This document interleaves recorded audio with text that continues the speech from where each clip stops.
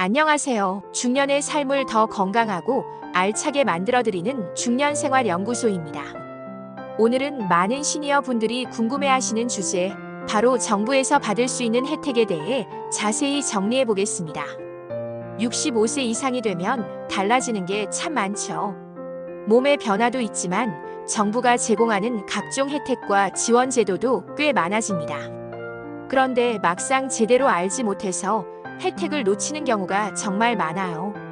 그래서 오늘 영상에서는 내가 받을 수 있는 돈은 뭐가 있는지, 어떤 조건이 필요한지, 어디서 신청하면 되는지 하나하나 쉽게 알려드릴게요.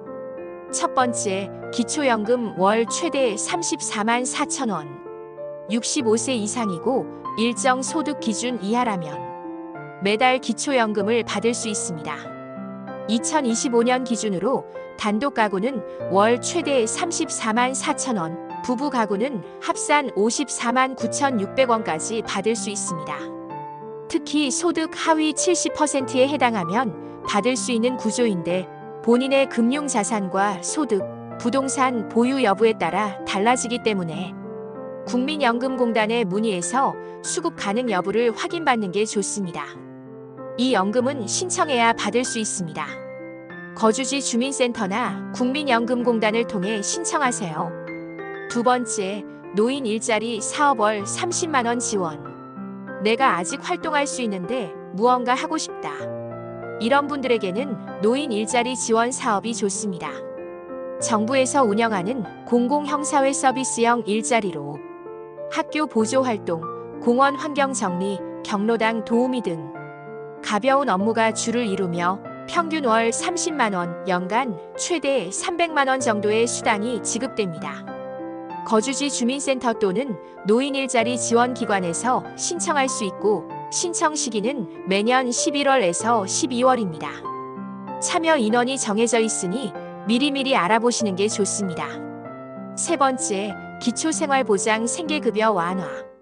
기초생활보장은 일정 소득 이하의 국민에게 생계, 의료, 주거, 교육비 등을 지원하는 제도인데요. 2025년부터는 65세 이상 노인의 경우 부양 의무자 기준을 대폭 완화해서 더 많은 시니어가 생계급여 혜택을 받을 수 있게 됐습니다. 소득이 일정 기준보다 낮고 실질적으로 자녀나 배우자의 부양을 받지 못하는 경우엔 이제 생계급여 수급이 가능하다는 뜻입니다. 가까운 읍면동 주민센터에서 상담과 신청을 받습니다.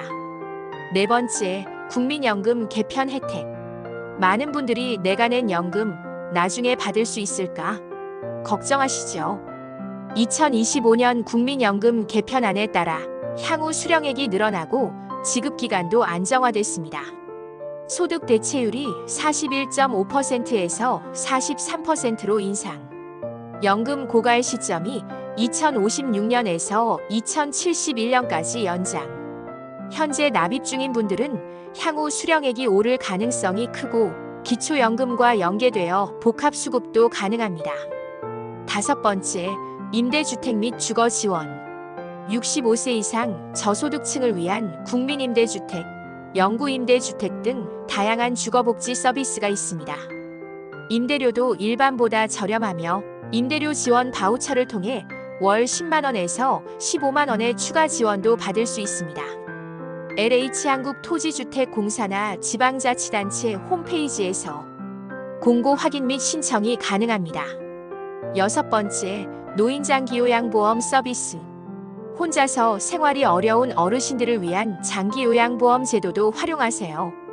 65세 이상이거나 65세 미만이라도 노인성 질병이 있다면 등급 판정을 통해 요양보호사가 제공되는 방문요양, 방문목욕, 주야간 보호 서비스 등을 받을 수 있습니다.